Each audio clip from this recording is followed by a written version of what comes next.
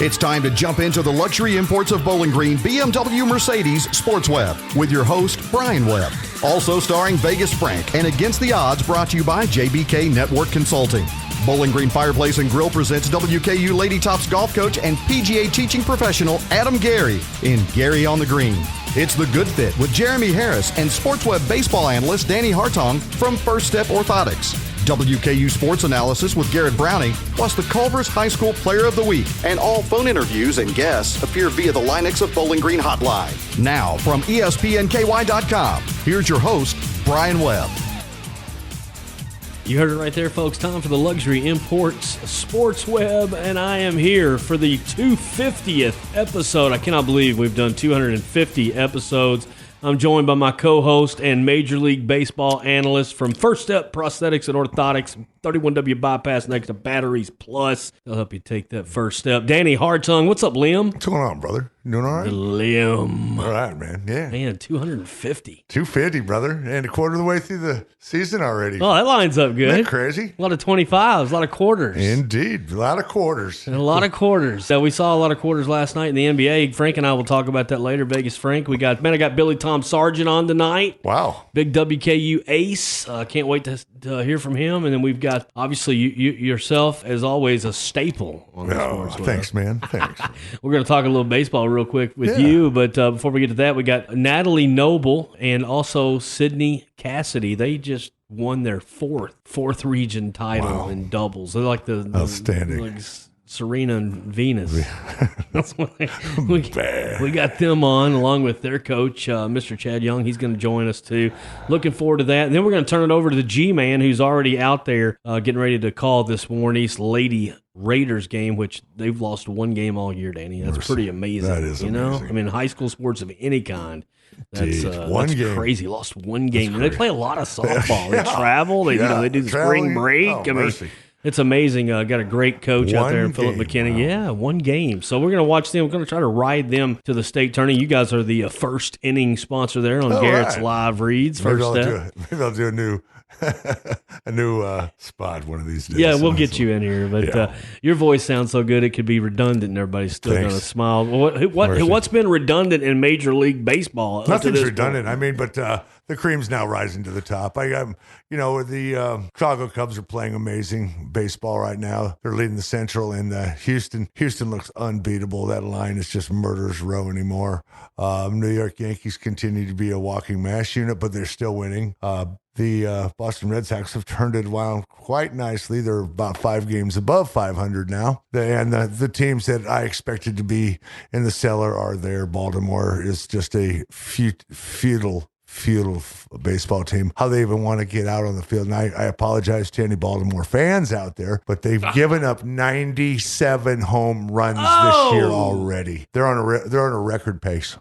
The closest one to them is 50 lighter than that. That's crazy. And St. Louis is actually in second. And it was those were stats from last week, but the 97 was as of this morning. But that's just incredibly amount of dingers getting out, and a lot of them, Camden Yards pretty much a bandbox to hit out of that park too. So it's a crazy amount, yes, but it's not surprising. But in Florida, if they win 40 games this year, I'll be surprised. Another one's really sinking low is Kansas City. They're just not playing any enthusiastic baseball. There's about 3 coaches, I think, that are on the hot seat. Martinez from the Nats, probably maybe Ned Yost from the Kansas City Royals, and probably the Mickey Callaway from the New York Mets. But and then latest news on Anis Cespedes steps in a hole, breaks his ankle. He's done for the year. What? My God. Now we know why those pitchers step over the line. Injuries, yes. Plays golf with heel. So let's say he walks in first step right now. No. Okay. What's your first procedure? Fracture brace. Fracture brace. Straight to it. Tibial fracture brace. Danny just takes a look and he knows what's going on. Well, it depends. If it's a multi-fracture, we send him straight over to the hospital. But tell me a little bit about exactly. Tell me a little bit about this. Are the Red Sox that you just spoke of having just an illustrious season? Are they headed over to London? Are they doing like an NFL thing? Yeah, they're playing the Yanks over there. What's going on with this? 1 month they're playing the Yankees over there, and they just announced today that they're playing on AstroTurf. Yeah, because they don't have time to build a field like the old Riverside Stadium there. And neither one of them have ever played on anything but natural grass. Speaking of ankles getting turned, somebody's going to hang a cleat. Oh, mercy! That can't be good. That could be scary doing something like that. If you've never played on the surface before, I mean, they surely have a dirt infield, but those outfilders, you could take a bounce over the head, or get a crazy bounce. Crazy, you know what it reminds me of? I got to thinking. You remember the old Eagles? Oh yeah. I mean, my God, I used to feel bad for it. Had like a dip in it where you can see where they've resewn it, like a different colored green. What the heck? A trip over the edges of the carpet. I mean, all these millions of dollars. Yeah, I don't get it. Call a seed guy. And they tear knees up real bad on that surface. It's brutal. That's why they've all went to natural turf anymore, because the knees were just blowing out. Who am I thinking of that was there? Was it Cunningham? I mean, that guy. I bet his career would have been a little bit more longevity if he hadn't played on that. All the carpet burns there too. I mean, carpet, and they say it was like I've talked to guys who have actually played in the NFL on the field. They've told me, man, it's like hitting concrete. Yeah, they said it's hard because the padding underneath is only a half-inch thick. What the heck, man? I just don't get it. That doesn't give. There's no give. I mean, could you imagine a 300-pound defensive lineman on top of you hitting that for now? Just man, it's about as forgiving as imagine. State trooper pulling you over there with a bunch of something on your breath. I mean, you're not getting out of there. Yeah, exactly. But oh my God, Major League Baseball is it's in fine shape right now, and I they've been talking about this bat flip thing and people getting popped by the. It's another thing I was going to ask you about. Dotted by the pitchers for grandstanding a little bit. I could see some of those happening, but you know what? If you're down 11-3 and you hit a home run, sit there and bat flip, go around the bases. No. You know what? Puts you at 11-4. Act like you're you've been showing there. Up the pitchers, and I'm from the pitching standpoint because that's what I used to do. But I never in my career ever threw at a guy. I've hit plenty because I just was not very good. I couldn't throw it hard enough to hurt anybody. They'd just be like blowing it off like a gnat. I've never intentionally threw anybody, but I can see it anymore when I'm watching. Could you hum it about 80, Lim? I mean, you could get it up there. About 84, 84, 85. Yeah. That's close to getting in the show, buddy. Not close enough. Well, you went into. It's about 10 under, baby. You went into other fields. But I threw a lot of curveballs. I threw a lot better, good off-speed pitches. But let me ask you this: the Cincinnati Redlegs, they pulled it to 21-26. They're fifth in the NL Central. I mean, they're clawing back. Yeah, they're clawing. Are they in the conversation yet? You know what? I'm going to keep them in the conversation until the half. I will. Because Milwaukee's not playing very good baseball right now. But their pitching is holding them in there. Pittsburgh, I don't know. Pittsburgh's a spoiler. They're kind of a spoiler, aren't they? They're always going to be right around the 500 or just below it, but they'll come in and sweep someone like Chicago, or go in and sweep the Cardinals or something like that, just to mess with somebody else.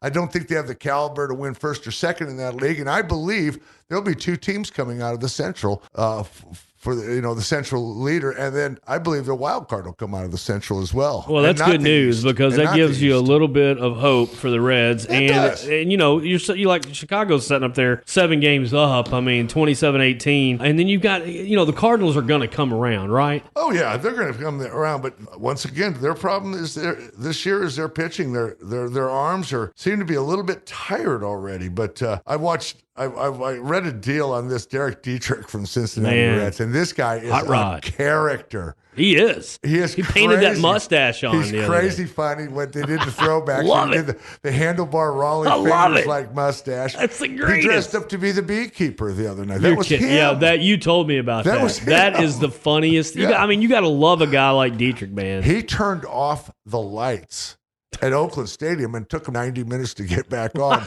And he was going to come out with a tool belt and a hard hat. What? And he was going to turn them off. That sounds like the old UNLV Wisconsin game. They absolutely love him. They interviewed Tanner Roark, who's one of the pitchers in the rotation. He said, I couldn't stand the guy, but now that he's on my teammate, he says he's a blast. He's a lot of fun, and he keeps everything light in there. Just like you do, Lim. Yeah, you're right. Ask my coworkers. I guarantee you he keeps it light. I mean, he's got that great, he's kind of like us. He's got that fun, jovial attitude, and, hey, cup half full, let's have fun with it. He says, you know what? I'm playing the best game that there is in the world. I'm getting paid to have fun playing baseball. How could you go wrong? Well, I mean, so what? Somebody pulls out in front of me. Who cares? He says, there's a lot of guys that are really, really intense there. But, afterwards, they all jack around and go out together and have some fun. He's became one of my favorite Reds. He's cool. And I hope they sign him for a long-term contract. You know who got rid of him? Miami. Yeah, Miami. That's right. I was going to say Tampa Bay. Miami's gotten rid of Giancarlo Stanton, JT Realmuto, who is just absolutely killing the ball right now. Unbelievable. Osuna. Unreal. Oh, and there's a kid up in Milwaukee by the name of the home run guy. You're looking at me. Oh, come on. You're looking at me for baseball, Danny. I'm drawing a blank. I wish I knew, man. Hold on. Kristen Yelich, what am I thinking? Would never have got it. Miami's gotten rid of those 5 players, and, he says, well, if I'm putting that group, Dietrich says, I'm putting that group, I'm in pretty good shape. You're pretty good shape. Pretty there. good company there. Exactly. Like we are with the Lim every Tuesday delivering MLB. And you know what's great about it is we don't lose him after Major League Baseball because he's an NFL guy too. And that's when we can really jaw because we're both big football nuts. And I love that I actually can talk a little bit about that. So that's even better. But Lim, they can check you out and see you in person at First Step over there if they need any kind of products that you guys carry, and you have all the best. Head to toe, baby. We got, we're coming hard right now on a lot of orthotic styles as far as diabetic shoes and inserts and a lot of bracing on lower limbs elbow, right now. I mean, you can do it wrist, all. Everything. Wrist, back, everything. But I got a couple of good people up there. Tanya's doing a real good job up there for us, and she's doing a great job for us. Well, we love you, Danny the Lim, and we appreciate you. I appreciate it, brother. And we look forward to seeing you in studio next Tuesday. Sounds good. Maybe me and you and G-Man can get back at it. But don't go anywhere. We're going to be coming right back. The Lim's going to take us out, but we'll come back with Vegas Frank after the break. We go. ESPN 102.7. Hello, Vegas. Give me $100 on red. Go! $200 in chips, please. Are you a professional? What's your bet, sir? Bet. Hit me. It's a bust. Whoa! I am on fire. Oh, he's good. He's good. You're a winner! Against the Odds with Vegas Frank is brought to you by JBK Network Consulting. JBK Network Consulting. We are IP everything. Working with complex organizations to achieve measurable business outcomes is what we do. Let Jim Grant and JBK Network Consulting go to work for you. Call 270-796-8935. Visit JBK Network Consulting at 1143 Fairway Place, Suite 105, and online at jbk.net.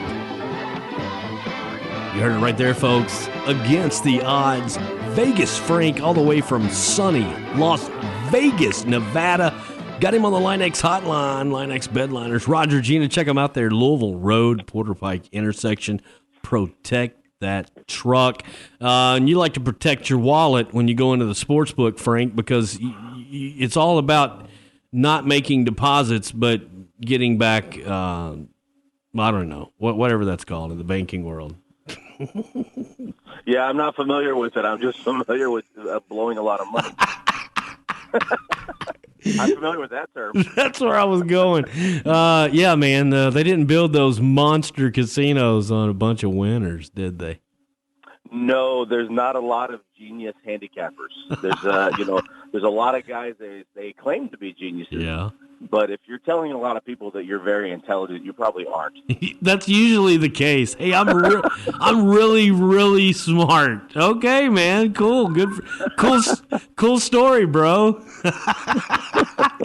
Oh my goodness! Right. But no, seriously, I mean, there's guys that make a living at it, but there's very few guys that make a monster living at it. Because look, man, I don't care how much you crunch the numbers. I don't care how much you know as far as past and history and all that stuff. I mean, you can have an advantage knowing that knowledge is power, but at the end of the day, man, the guys at the sports book don't even know what's going to happen. I mean, you never know. Just like Golden State coming back, from 15, 13, 16. I mean, it's hard to predict what these things are going to, when the last buzzer goes off, what the score is going to be. And that's why everybody flips out and, there must be cheating or something. It's too close to the spread. It just happened like that. That's just sports, man.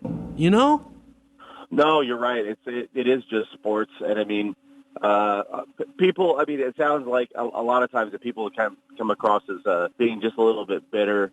There's some people who really just don't really care for the Warriors. It's a combination of things. You get bored of seeing the same team. I mean, I'm a huge NBA fan, and I'm tired of seeing the Warriors in the finals again. But I mean, I enjoy and try to appreciate what it is right now for where it is, because anything can happen. They might not be there again. Next year after this season, they might not be there. It's been fun to see this run with this stretch of players that are kind of homegrown. And think about it, if you don't have the early injuries for Steph, when his career started, they might not have been able to make the moves that they did. They might not have been able to save the money that they had over the years to be able to build this team. To have a guy like Draymond and Klay Thompson and Steph Curry together for so long is really it's a special accomplishment. And and my son and I were talking about this last night. I mean, even the bench players would be 6 and 7 men, at worst. And when you've got that kind of firepower, and you got that fresh legs all the time, and you know Kevin Durant. I mean, oh my goodness, dude. I mean, it's crazy what this team's made up of, and I'm sure we'll see Durant hopefully, but some people are saying we're going to see Boogie before we see Durant. What are you hearing on that? Well, I think that they're going to be cautious. I mean, I guess the finals can't start basically for like 8-9 days. Yeah. I think it's the soonest. I don't think the finals can start at the soonest until like next Wednesday or Thursday. Yeah. I think we won't get game one until then. So there's plenty of time for a layoff. But I mean, for this pending free agency scenario that we're going to get with Durant, missed this entire Western Conference Finals. It was a sweep. They made quick work of it.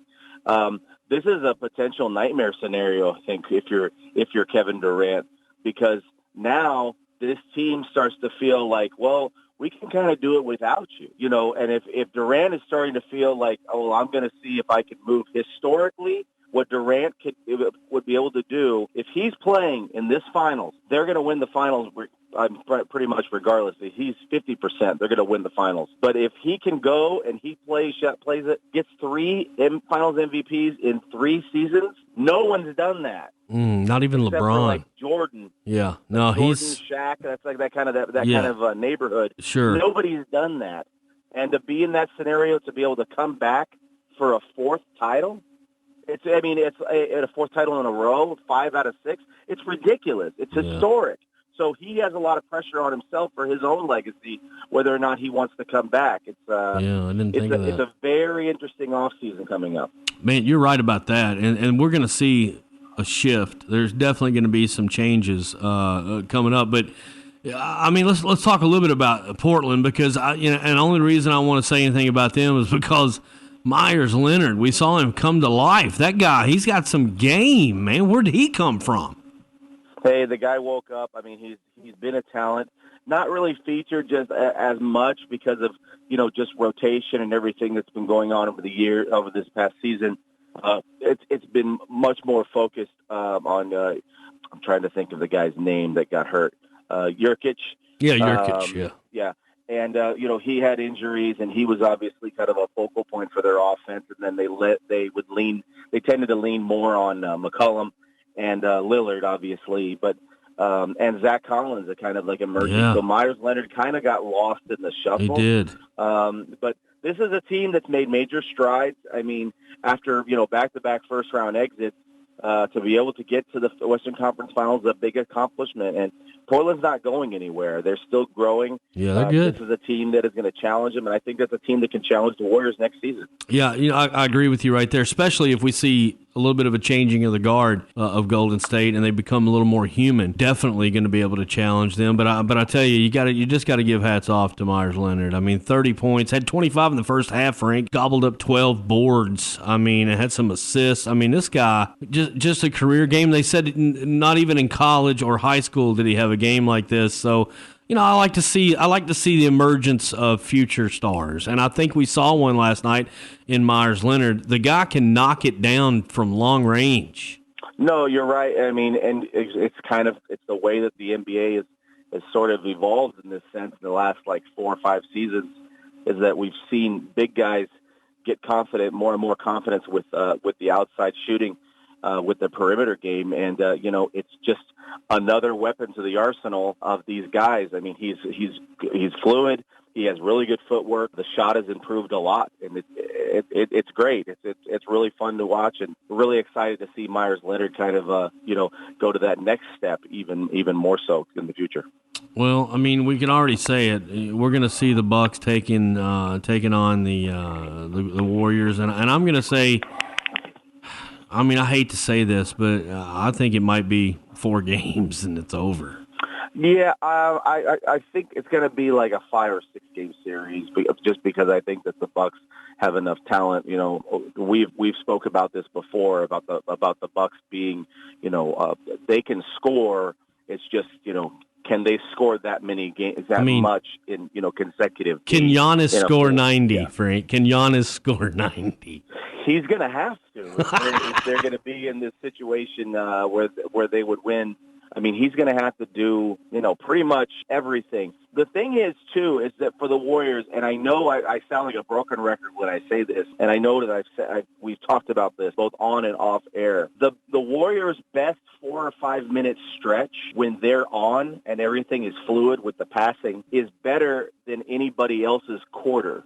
They can make up a 14 or 17 point deficit in a 4 or 5 minute stretch. That's crazy. And you feel like you've played out of your mind for a whole quarter. They can wipe that out in 4 or 5 minutes because they're so effective with what they do. Well, it's dangerous. I couldn't have said it better there, and that's a profound analogy and point that you're making. And that kind of just, in a nutshell, describes the Golden State Warriors. I mean, they're never too far out of it, and that's crazy that a team can do that. Well, we'll see what happens, culminating towards the finals, and, the Eastern and Western Conference finals weren't what I hoped they would be. But, we still got the Raptors are going to try to get back in this. They're clawing their way back. So, we'll see what happens. Man, I tell you, moving on, we don't have a lot coming out of the NFL. You're listening to Vegas Frank Against the Odds, brought to you by JBK Network Consulting. But I did want to bring up a couple points, and then I want you to tell me, because my boy Zeke got into the ether in Las Vegas this last weekend. Got to his head a little bit. All that oxygen they're pumping in there at the Bellagio got to his head. But before that, I spent a whole day with this gentleman. It was interesting to say the least. But Buffalo Bills, for the first time since 1977, which was the last season that number was worn by one Orenthal James Simpson, OJ himself. I mean, it's pretty crazy that they bring that back out. Let's just talk a little bit about OJ. He did rush for over 10,000 yards, 57 touchdowns, and led the NFL in rushing 4 times in 9 seasons with the Bills. And I'll tell you real quick, when I was with him, I played golf with him all day. And when I was with him, we were out at Revere. We played at the Revere. And, I did ask him a lot of questions that day. He was fun to hang out with. I mean, it was cool talking football and TV and movies and all that stuff. It's pretty neat.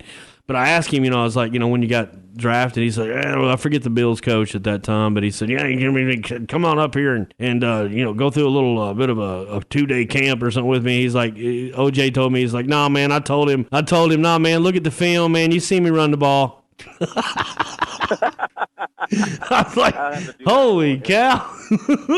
But Perry, running back, getting his Sonoras, I can't remember, I don't know if I'm saying his name right, but he's getting the 32, the juice. So we'll see how that works out. It might one of those, you might want to do some kind of exorcism on that before you get it out there. But exercise! cast the demons, but we'll see what happens, man. But real quick, what happened to Zeke? Well, I mean, when you mentioned the oxygen, I mean, I don't know if it was oxygen related, but there was some type of influence that was going on over there. It was at the EDC. The kids love the dancing out in the field and everything. Kind of like an electronic, it's like Woodstock with electricity. It's like if you fell into Tecmo Bowl, and that's what you're looking at. It's like a digital paradise for these millennials. That's exactly what it was. It's lots of DJs, and they start at like 10, 11 o'clock at night. I don't know. We're too old for that. Yeah, stuff. I'll be asleep at 11 o'clock at night.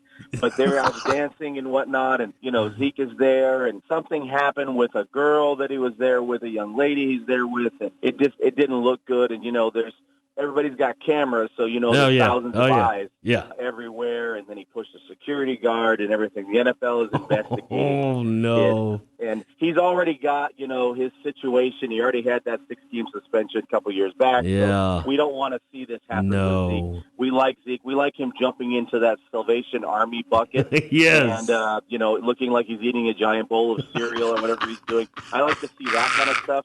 I don't like to see him, confronting women. No, we don't need that at all. But Las Vegas, man, it just gets in your blood there for a few hours, and if you don't maintain, you never know what road it's going to go down. Especially when it's a rave, And I do not understand rave. I don't get it. But hey, I didn't grow up in this time. I'm an old fogey like you were talking about. Hey, Frank, before we close up here, man, you got a little bit coming out of the UFC, and I'd love to finish up with the UFC, man. What's your tidbit? Well, we're excited to see what's going to happen with UFC coming up in July. That's the International Fight Week. We're going to have the last two women who ever beat Ronda Rousey going head-to-head. Holly Holm and Nunez will be fighting, so that's going to be fun. I really enjoy watching Holly Holm fight, and I think that the two styles between these two women is going to be great. They're both tough, and they both knock you out. So they're going to be fun to watch. And then, Thiago Santos is kind of like John Jones' next victim. You never really know if John Jones is ever going to lose. But if you're trying to think, well, is John Jones going to lose to a guy I hadn't heard of a couple of months ago? And the answer is probably no. But it'll be fun to watch. And then we're also going to have Francis Ngannou going to be taking on Junior Dos Santos, kind of like a runoff to see who's going to be that next contender in line for heavyweight championship. We're going to see who Cormier fights towards the end of the year. Looks like he won't be fighting again until November, December. Whether that's the super fight with Lesnar, if he clears all his hurdles at the Nevada State Athletic Commission, or if it's going to be this Ngannou Junior Dos Santos winner, or if it's going to be because he's going to have the rematch coming up in August with Stipe Miocic. That's going to be good. So we'll see. In this corner, weighing in at 199 with a 15-0 record, the one, the only, Vegas Frank the Tank. That would be my intro for you right there. You're very generous, the 199. I appreciate that. Well, I knew you hadn't been to Denny's yet, so I'm on my way. Get some flapjacks for me, and we're going to flapjack on back next Tuesday and talk to Vegas Frank. We're going to dive in, start looking at this WKU football season that's right around on the horizon there. Frank, always a pleasure, man. Appreciate you. Good talking to you. We'll be right back on the Sports Web, ESPN 102.7. You're playing golf and you're going to like it. Time to go home there, boss. I can make it across. Well, then do it. We got all of that. Why didn't you just go home? That's your home. Are you too good for your home? Answer me. Knock it on. Let her rip. It's in the hole. By the way, what did Mr. Webb shoot this morning? It's time for Gary on the Green. Gary on the Green is brought to you by Bowling Green Fireplace and Grill on Old Louisville Road and online at bowlinggreenfireplace.com. Call 270-495-1131. Welcome back to Gary on the Green. I'll tell you what, it's a big treat. Gary is in Marietta, London, and we've been having some fill-ins. Had a good pro on, Kevin Childers, Club at Oldstone last week, and then soon-to-be pro.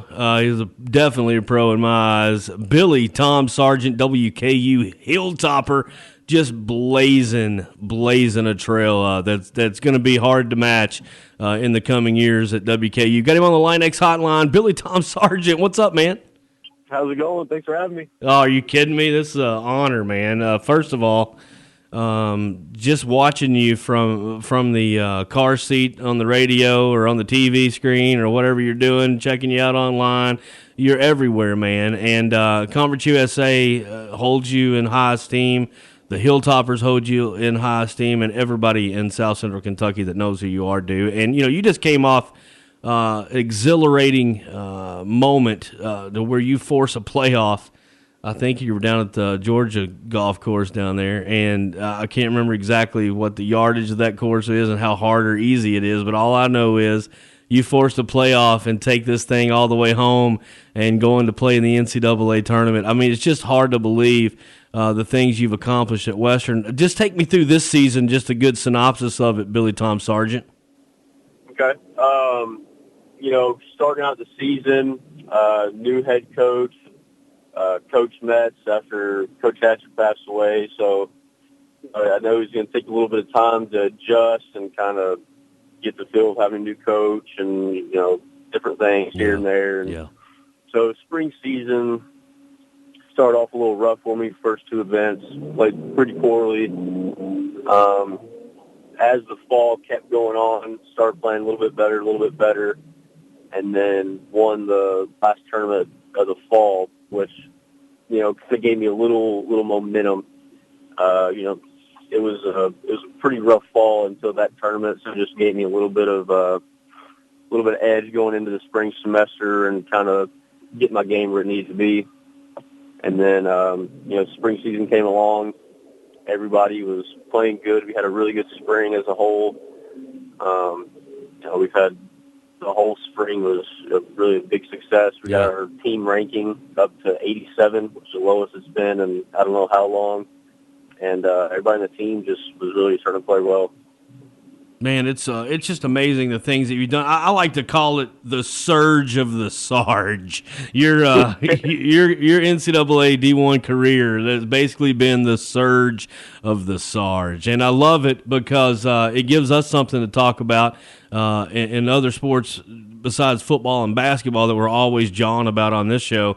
We get to highlight some of these other sports that I love to talk about, and golf being one of them.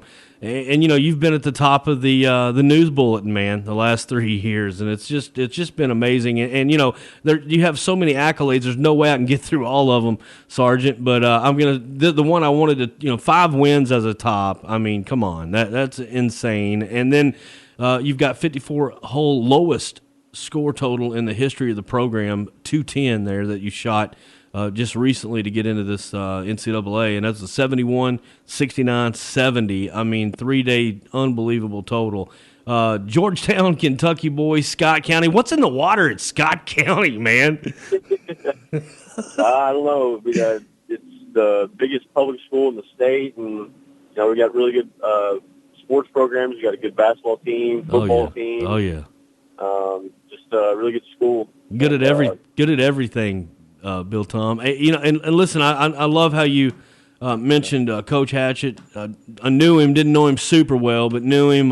He always idolized him growing up. He could hit it a mile with a persimmon when I was young. He's a couple years older than me, but he was the guy, back then. And you had a few around here that made it a fairly good ways there, trying the mini tours and stuff. But he was one of my favorites and a good teacher, obviously an awesome coach. And Coach Metz coming into that, I can't imagine what emotions that all of you guys had through that. And I think it's given you fuel to do what you've done. And I think you'll be taking that all the way to Blessings Golf Club coming up the 24th through the 29th, and you're heading down there soon. And I tell you, what are your hopes of this thing? What's your mindset going into this one, Bill Tom Sargent?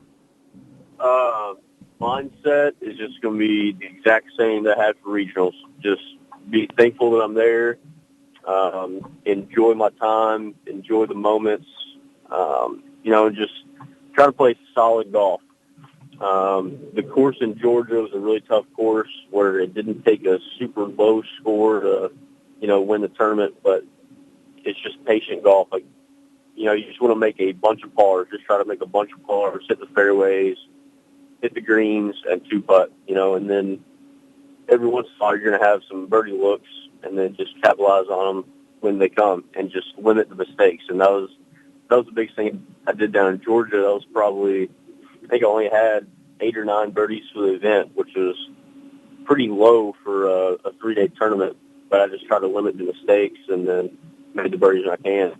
And the blessings at Nationals, I heard, is just an absolute beast. So I'm just going to, just stick to the same mindset and just play for a bunch of pars, let the birdies come, and just stay patient and solid and go down there. Yeah, it's just we like to call it the grind, don't we, Yep, Bill? that's right. Man, I tell you, best of luck down there. I know we're going to see some awesome things come out of it, and no matter what a storied career on the hill that you've had, and it's just, like I said, I'm a huge fan, man. I mean, I'm a huge Sargent fan, and I can't wait to see you doing it at the next level someday. A couple more questions before I let you get out of here. When we were kids, man, I know I did. I started playing at 12, and I emulated Fred Couples, every day. I mean, I was Fred Couples every day when I went out and practiced. I wanted to be Fred Couples. Who did you emulate as a young Sargent? Growing up, probably mostly my dad at first. I didn't watch a lot of golf on TV when I was little. My dad was the high school golf coach at Scott County. So I'd go out there and I'd hang out with the team. And when I started going out there when I was probably 3 or 4 years old. So, I mean, at first I just started watching all the high school players and watching them. And, back then when I was little, they were hitting the ball so far, so I was trying to hit it far and then watch my dad. And then once I was growing up and watching golf, it was hard not to like Tiger Woods around buddy. the early 2000s and watch him and see all the incredible things he does now and or did back then and still doing now. It's insane. Totally, man. I mean, I can. Your generation, if they don't say Tiger, I scratch my head because I mean, what an unbelievable mark he's made on the game, and I never thought I'd say anybody better than Jack, but Tiger, I got to put him up there, man. I got to put him up there. Yeah. We all do. He deserves it, oh yeah, for sure. And so does Bill Tom Sargent, and we wish you the best of luck. We do a golf tip on Gary on the Green every week, and we're going to make it easy because this guy's lived it, Bill Tom Sargent. And, man, I want to know if you're talking to this younger crowd, and I've got 15, 16, 17, 18-year-olds listening to this that play golf, I know. What's a real just a short answer advice that you might give these kids wanting to make it to the next level? Short game and putting. I mean, that's where it's all at. It doesn't matter how far you hit it. As long as you can make putts and have a good short game, that's going to take you a long, long way. Back in the fall, that's when I wasn't playing very well. That's the one problem I had. Driver was the same, irons were the same, but short game and putting were just a little bit off. And once I got that fixed and started putting a lot better, it made all the difference in the world. Billy Tom Sargent could get up and down from a trash can lid. There's no question. Man, listen, good luck to you in the NCAA. Good luck to you down there. And, man, I tell you, we're all behind you and rooting for you, man, and love to see you do some magic, and you can pull off some magic, Billy Tom Sargent. Sounds good. Thank you. I appreciate you. Man, what a great time we've had with this young man. Good luck to him in the future. Be right back on the Sports Web, ESPN 102.7. It's time for Culver's High School Baseball or Softball Player of the Week. Welcome to Delicious. Visit Culver's, Scottsville Road, locally owned and operated. Culver's of Bowling Green, Kentucky, 4903 Scottsville Road, Bowling Green, home of the flavor of the day. And now, your High School Player of the Week. Welcome back to the Sports Web. You heard it right there. Culver's Fast Pitch Softball Player of the Week. But we're switching gears and we're going to tennis, a game that I'm not very good at. But these two are. They're like the Venus and Serena of high school tennis. I've got Natalie Noble and Sydney Cassady in studio, along with their coach, Chad Young. We'll chat with him a little bit too. But right now I want to start off with Natalie Noble because I know her dad, and he's a great guy. And he's talked about you for years and your tennis abilities. And I tell you what, Pete, you ladies have won the 4th region 4 times. I don't know what to even think about that because I know the competition's good, but you guys are just better. And hopefully one of these days you'll make $40 million like Venus and Serena. So when you girls get out of college, you might think about professionally playing this game. Natalie, what's it meant to you? Because I want to start with you because you've had some physical things that you've had to go through, and I don't even want to pronounce the thing that you had going on. But violinists get it, young athletes. Tell us a little bit about that. Yeah, I started out like as a freshman, not ever playing tennis, so I never expected to, win 4 years in a row. It's been amazing. And when I was a sophomore, I was playing tennis one day, and it was an off season. And after I got done, like my right arm was like 3 sizes bigger than my left. Oh.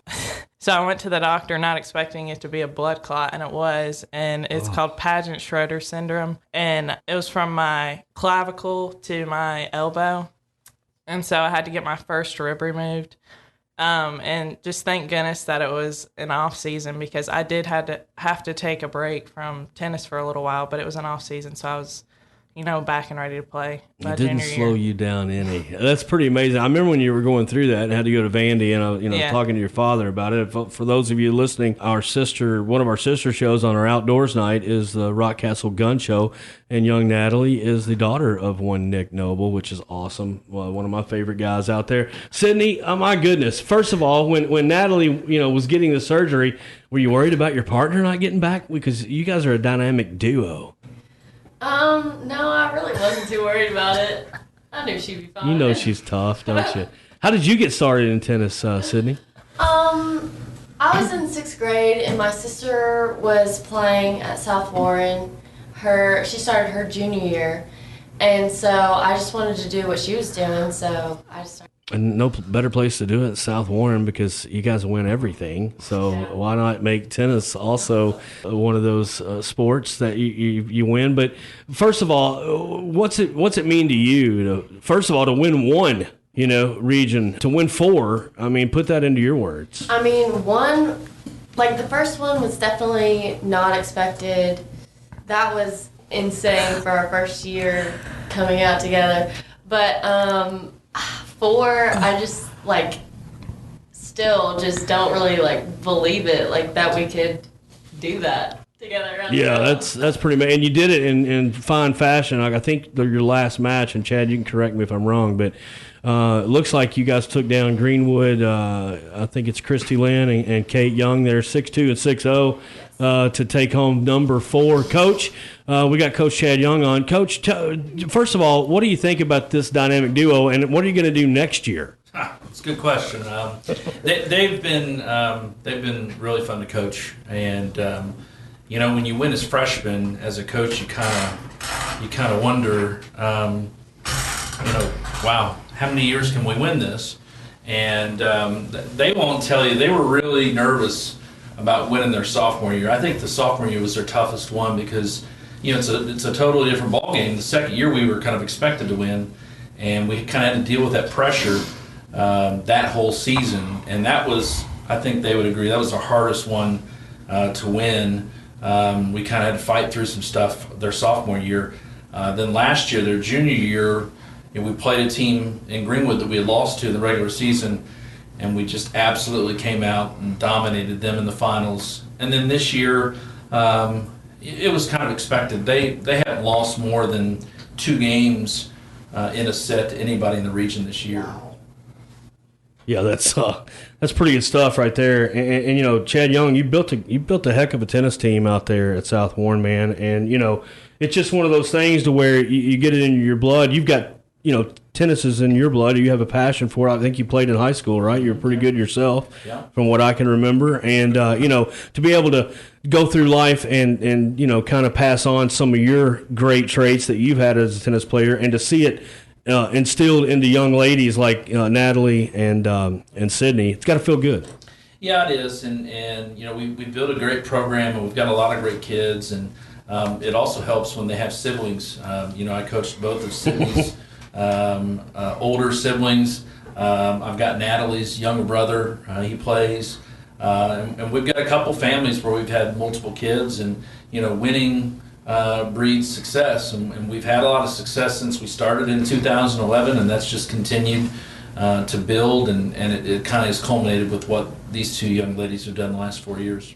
Well, hats off to you, Chad. Great job out there, and four straight region titles. And then I think you all, as a team, you're second place, right? Yeah, well, we didn't quite achieve one of our team goals. We thought we could win the team title this year, and we had an injury that kind of hurt our ability to do that, and we ended up losing to Greenwood by 1 point, which is one match. So we came pretty close. So we've been the runner-up the last 2 years. Greenwood's got a great program, so we fell just short, but hopefully they can go to Lexington in a couple weeks and really finish the season off strongly. Make a stir. I love that. And good luck in Lexington up there. I think they're going to be at the Boone Downing.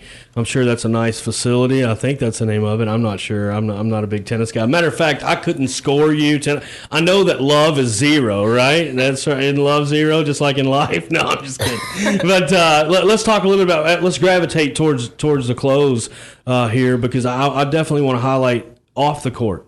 You two ladies. And Sydney, I think you're a Governor's Scholar, which is not something that was in my repertoire. I don't know about Chad's, but I sure didn't get there. I was lucky to graduate. But tell us, what has been your driving force in the academic part of your career?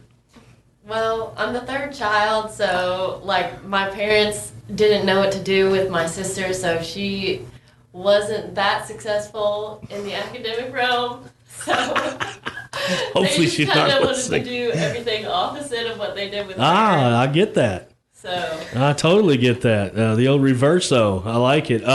Natalie, you're also a wonderful student in the classroom. You're going to be going, first of all, Sydney's going to be going to UK, which is very, very cool. How excited are you about going up there? I'm so excited. I cannot wait. Are you a Cats fan? Yeah. Oh, even better. You're going to get good seats, too. Yeah. Maybe you'll get. Maybe you can teach Calipari some tennis, and that way, for sure. Yeah, you might put you on the bench. Natalie, let's talk about your academic career. Also, a very good student, going to WKU, my alma mater. I'm looking forward to seeing you there. Are you going to play some tennis, maybe?